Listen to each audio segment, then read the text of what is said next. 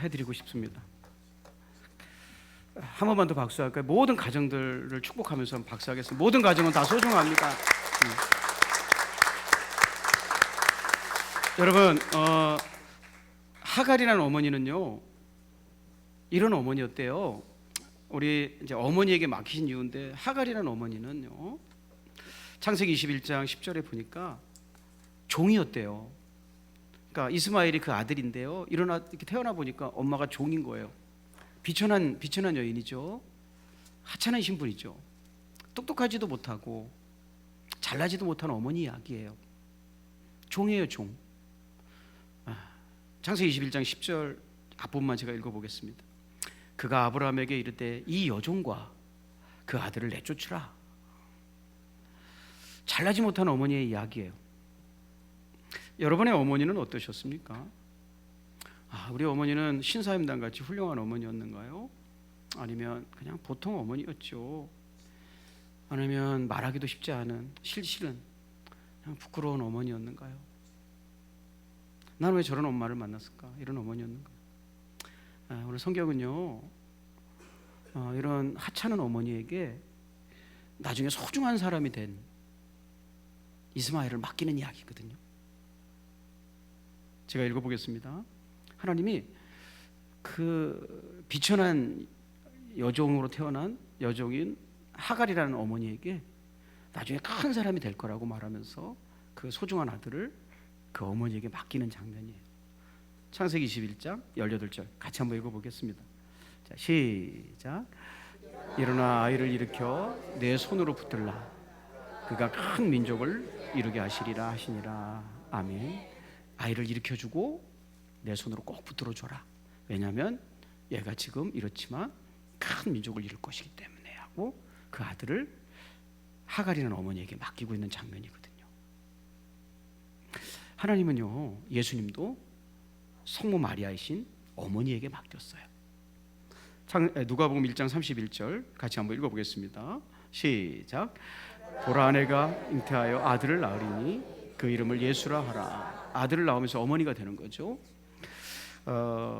성자 예수님도 이 땅에 오셔서 보호받으셔야 됐고 십자가의 은혜에 나가고 그걸 감당하기까지는 살으셔야 됐는데 그 생명을 누구의 손에 부탁하셨냐면 성모 마리아였다는 거죠. 자, 하나님은 왜 이 귀중한 생명들을 어머니라는 존재에게 맡기는가예요. 왜 어머니에게 맡기는가? 하갈은 별것도 아닌 여자란 말이에요. 근데 어머니가 되었어요. 그래서 그 어머니가 되게 하신 다음에 이스마엘이라는 그 귀한 생명을 어머니에게 맡기셨어요. 네 손으로 붙잡아줘. 이렇게. 왜냐면요, 왜 맡기시냐면 한번 따라해 볼까요? 강해야 키울 수 있기 때문이다. 다시 한번, 강해야 키울 수 있기 때문이다. 한 사람을 어른으로 만든다는 건요, 보통 힘든 일이 아니에요. 강력해야지만 키울 수 있어요. 사진 보여드릴게요. 6.25 전쟁 때 사진인데요, 우리나라에 왔던 종군 기자들이 찍은 거예요.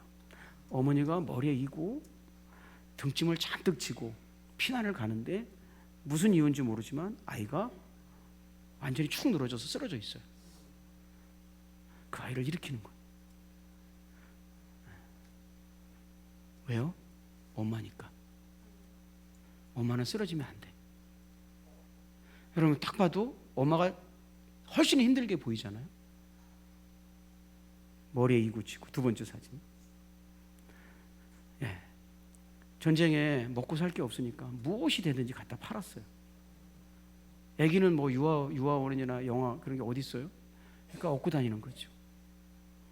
그런데 배고파하는 아이에게 젖을 먹이면서 장사를 하는 거예요. 잠깐 앉아 쉴 틈도 없는 거죠. 세 번째 사진. 엄마도 지쳐서 죽을 지경으로 보여요. 그런데 어디서 밥을 구해왔어요? 엄마도 금방 쓰러질 것 같아. 머리도 감지 못하고. 그런데 아이들은 딸과 아들로 보이는데 오직 밥에만 눈길이 가고 있어요. 이 아이들을 먹여주기 위해서는 내가 죽을 수 없는 거예요. 네 번째 사진. 폭탄, 이 사진 설명이 그래요. 폭탄 파편에 맞아서 큰 부상을 입었어요, 머리에. 그런데 젖을 물리고 있는 거예요.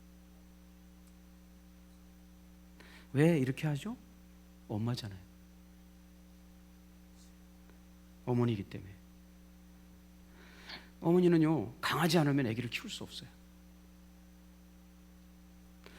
빌 게이츠가 이런 말을 했어요. 여러분의 부모님들이 항상 이렇지는 않았고 여러분이 태어난 후부터 이렇게 변했을 뿐이다. 어머니가 됐기 때문에 그렇게 사는 거예요. 여러분, 오늘 창세기 21장 19절 같이 한번 읽어볼까요? 이런 일이 일어나고 있어요. 자, 시작. 하나님이 하갈의 눈을 밝히셨으므로 샘물을 보고 가서 가죽 부대에 물을 채우다가 그 아이에게 마시게 하였더라. 아멘. 아멘 하는 사람 설교자가 되는 거죠. 자, 지금 이 이스마엘은 몇 살이었냐면요, 17살이었어요. 기운이 넘치는 아이. 근데 엄마하고 아들하고 쫓겨났어요. 그래서 물도 떨어지고 양식도 떨어지니까 지쳐 쓰러져 있는 상태인데 늙은 어머니가 그 아기에게 물을 떠다 마시게 하는 장면이에요. 네. 여러분, 물리적으로 얘기하면 누가 더 힘이 세고 누가 더 활기 있어야 돼요? 17세 아이예요. 근데 지쳐 쓰러져 버렸어요. 먹을 게 없어가지고 오랫동안 굶주리고 방황해가지고. 근데 몸을 먼저 추스려 일으키고 자기 아기에게 물을 갖다 주는 건 어머니였다는 거예요. 왜요? 어머니가 강해야 돼요. 쓰러져 있을 수 없어요. 여러분, 어머니는 하루 종일 일하고 와서 집에서 팡팡 노는 아이 밥을 해줘요. 피곤이 몰려오는데 하루 종일 놓은 자식 밥을 먹여줘. 왜요? 어머니니까. 엄마는 강해야만 아기를 키울 수 있는 거죠. 그래서 하나님께서 이렇게 강한 존재는 어머니밖에 없기 때문에 하나님께서 그 생명을 어머니에게 맡기는 거예요. 그 은혜에 힘입고 우리가 여기까지 자라온 줄로 믿습니다. 네. 우리들의 어머니가 강했기 때문에 우리를 키울 수 있었던 거죠. 두 번째, 왜 하나님은 하갈에게 그 자기도 연약한 그 여종에게, 어머니가 된 하갈에게 자식을 맡겼는가? 목숨을 걸고 키워야 하기 때문이에요. 이런 책이 있어서 저도 안 읽어봤습니다만 그냥 소개만 할게요. 내용은 잘 모르겠어요. 근데 제목이 이래요. 사춘기 악마들. 이 되게 목차를 제가 보니까 읽지는 않았지만 애들이 사춘기가 되면 악마가 된다는 거. 여러분, 부모님이 키울 때 저 밑에 소제목을 보면 부모를 미치게 만드는, 애가 이상해지는 거예요. 대답도 안 하고 왜? 뭐? 그러고 이상한. 여러분, 어떻게 해요? 언제 죽였어야 돼요? 그때 죽였어야 돼요. 이상한 놈이 되는 거예요. 부모를 미치게 만드는 거예요. 참을 수 없어요. 여러분, 오늘 이스마엘과 하갈이 왜 쫓겨났느냐? 창세기 21장 9절부터 11절이에요. 아까 제가 이스마엘이 17살 됐다고 그랬잖아요. 사춘기가 찾아왔어요. 자, 읽어볼게요.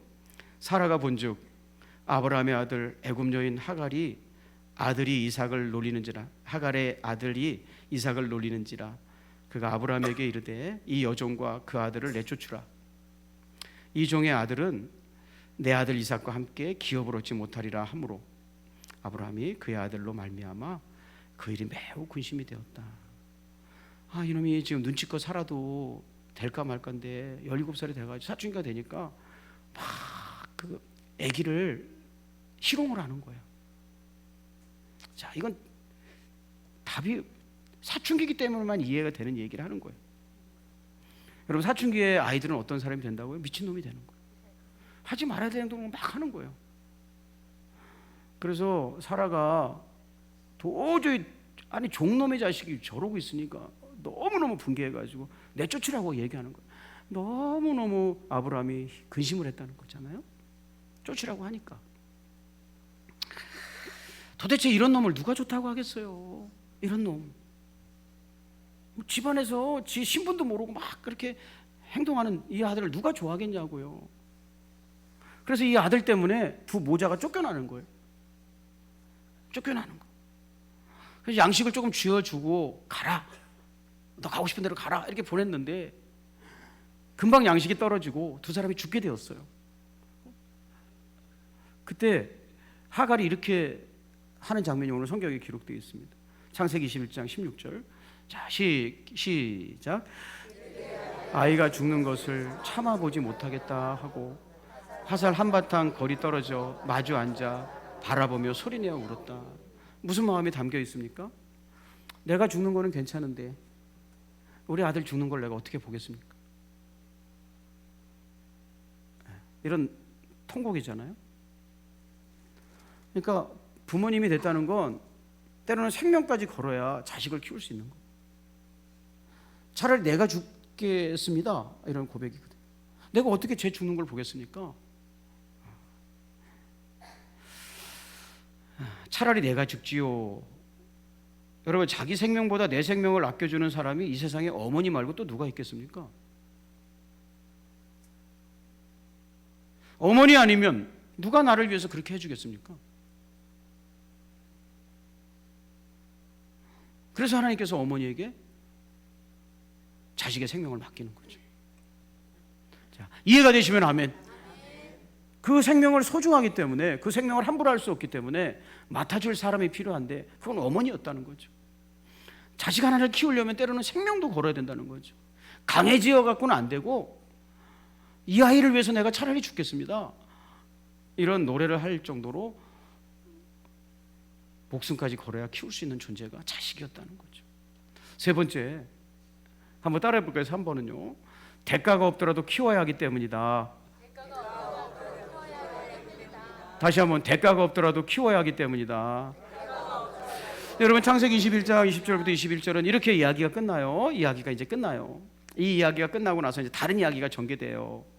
자, 어떻게 끝나나 볼게요. 하나님이 그 아이와 함께 계심에 그가 장성하여 광야에서 거주하며 활 쏘는 자가 되었더니 그가 바란 광야에 거주할 때에 그의 어머니가 그를 위하여 애굽 땅에서 아내를 얻어 주었더라 라고 끝나요.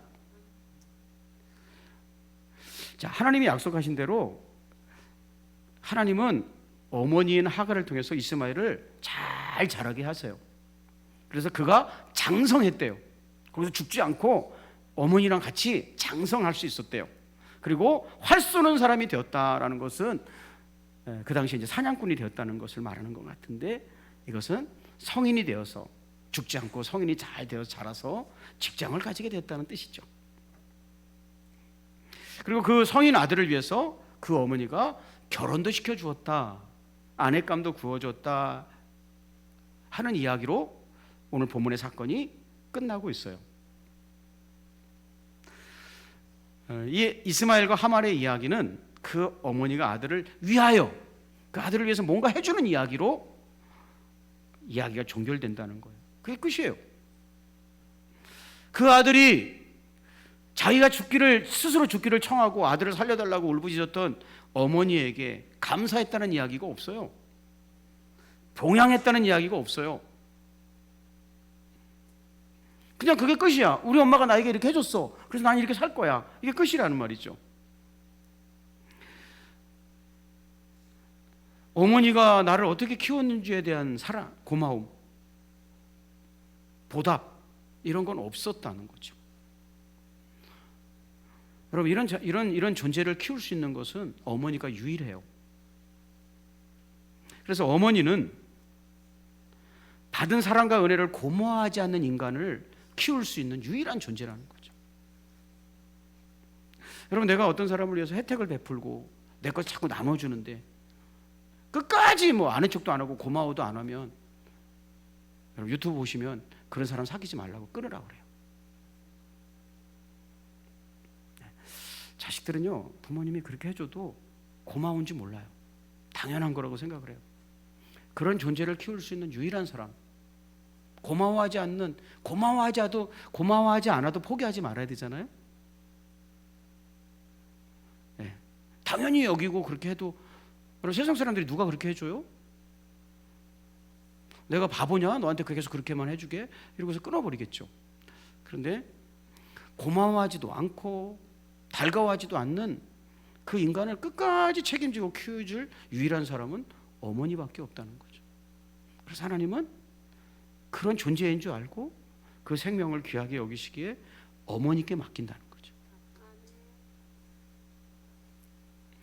여러분, 이런 어머니의 사랑과 노고를 아는 자식도 있지만 모르는 자식이 많습니다. 모르는 자식이 훨씬 많습니다. 그런데 부모님의 은혜를 아는 자식도 그렇지 않죠. 부모님이 나에게 정말 많이 사랑을 베푸고 귀하게 여기셨죠. 이렇게 아는 자식도 첫째, 그렇게 많이 주신지는 몰라요. 제가 보니까 어머니가 나에게 사랑을 베풀었어, 고마워. 그런데 뭐 이만큼 해주셨겠지 이렇게 생각하고 있는데 그만큼 가지고는 내가 못 살거든요. 그래서 그거보다 10배, 20배 해줬는데 우리가 부모님의 사랑에 대해서 고마워하고 감사하는 것은 부모님이 나에게 베푼 사랑보다 훨씬 작은 경우가 대부분이라는 거죠. 두 번째는 너무 늦게 아는 거죠. 이제 알게 되긴 알게 되는데 내가 자식을 키우면서 너무 힘들고 속상할 때 우리 어머니가 나를 이렇게 키웠구나, 내가 어머니 가슴속에다 못을 엄청 박았구나, 이런 거를 너무 늦게 알게 되는 경우가 많더라는 거죠. 그런 자식을 끝까지 포기하지 않고 붙잡아줄 존재는 어머니가 아니면 누구겠습니까? 불효자는 웁니다라는 노래에 보면 어머니가 그렇게 나를 키워줬다는 것을 너무 늦게 알게 된 사람의 노래죠. 여러분, 어디 가서 소문내지 말고 들어보세요. 불러봐도 울어봐도 못 오신 어머님은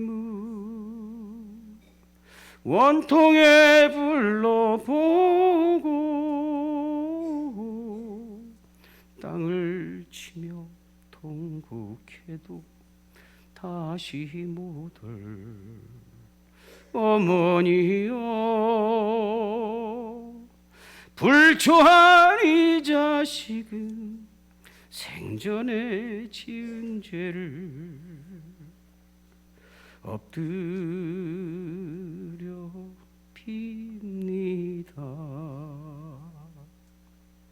손발이 터지도록 피땀을 흘리시며 못 믿을 이 자식의 금이 한양 바라시고 고생하신 어머니요, 드디어 이 세상을 눈물로 가셨나요? 그리운 어머니. 여러분, 왜 죄졌다고 그렇게 얘기하죠? 무슨 죄를 진 걸까요? 어머니 가슴에 못을 박은 거죠. 배은망덕한 생명. 그래도 그 생명이 귀하니 그 생명을 보호하고 양육하려면 어머니라는 존재밖에 없다는 거죠. 그래서 하나님이 어머니에게 맡기셨다는 거예요. 우리의 영혼의 부모이신 하나님도 우리를 그렇게 기르고 계십니다. 세 가지를 권면하게 드리겠습니다. 다시요, 여러분의 생명이 귀하니까, 그런데 배은망덕하니까 그 영혼과 생명을 보호하기 위해서 하나님은 어머니란 존재에게 맡길 수밖에 없다는 거예요. 여러분의 머리부터 발끝까지는 다 누군가의 도움과 은혜로 여기까지 살아온 것인데 그게 부모, 어머니의 은혜와 사랑이 제일 크다는 거죠. 우리가 어머니에게 죄책감을 느끼는 것은 그걸 몰랐다는 거죠. 그래서 세 가지를 권면해 드릴게요. 감사하고 살았으면 좋겠어요. 내 생명이 그렇게 귀하구나. 그래서 어머니란 존재에게 맡길 수밖에 없구나. 감사하게 살아가시기를 주의 이름으로 축복합니다. 겸손하게 살아야 될 것 같아요. 왜냐? 나 나쁜 놈이고 배은망덕하고 알지도 못하고 항상 늦게 알고 이런 존재잖아요. 근데 하나님께서 그거 포기하면 안 되니까 어머님을 보내주신 거잖아요. 세상 사람 다 포기해도 우리 어머니는 나를 붙잡아 주셨으니까. 내가 잘나서 여기까지 온 게 아니라 엄마 아빠의 은혜니까 조금 더 겸허하게 세상을 바라볼 수 있었으면 좋겠어요. 세 번째는 갚고 살았으면 좋겠어요. 나도 다 할 수 없는 은혜가 머리부터 발끝까지 다 발라져 있구나, 이걸 정말 인정하고 안다면 나도 은혜를 나눌 줄도 알고 베풀 줄도 아는 사람으로 남은 세상 살아갔으면 좋겠어요. 우리가 큰 어머니라는 존재 때문에, 아버지라는 존재 때문에 여기까지 살아왔는데 비틀비틀 살고 하찮은 존재로 살지 말고, 여러분 아무데나 맡겼으면 여러분 죽었다는 거죠. 끝까지 이렇게 책임지지 않는 존재에게 맡겼다면 여러분 살아날 사람이 없다는 거죠. 다 갖다 버렸다는 거죠. 그러니까 믿음으로 잘 살다가 우리 주님 만나는 그런 은혜의 현장에서 함께 만났으면 좋겠습니다. 이제 허투루 살지 말고 하나님의 은혜에 힘입어서 감사하고 겸손하고 은혜를 나누며 살아갈 수 있는 여정이 되시기를 축복합니다. 기도하겠습니다. 하나님, 생각하는 게 둔하고 어리석어서 항상 늦게 압니다. 다 지나가고 나면 알고 없어져 버리면 아는 우둔함을 가지고 있습니다. 어머니나 아버지의 사랑에 대해서도 그렇습니다. 아버지가 안 계셔 보니, 어머니가 안 계셔 보니 아버지의 눈물이 무엇이었는지, 어머니가 왜 울으셨는지를 이제 알게 되었습니다. 하나님 감사하고, 우리 생명이 포기할 수 없는 생명이기에 아무에게나 맡겨놓으면 우리같이 배은망덕하게 행동하고 버릇없이 행동하고 함부로 행동하면 금방 포기해버릴 것을 알기에 우리의 소중한 어머니에게, 아버지에게 맡겨주신 줄로 믿습니다. 다시 한번 그 은혜로 살았다는 것 확인하고 깨달으며 조금 더 낮은 모습으로 믿음으로 열심히 살다가 우리 하나님 앞에서 다 만날 수 있는 그날을 기대하며 오늘 하루하루도 성실하고 바르고 아름답게 살아갈 수 있도록 새 힘으로 허락하여 주시옵소서. 우리 구주 예수님의 귀하신 이름으로 이 귀한 분들을 축복하며 기도하옵나이다. 아멘.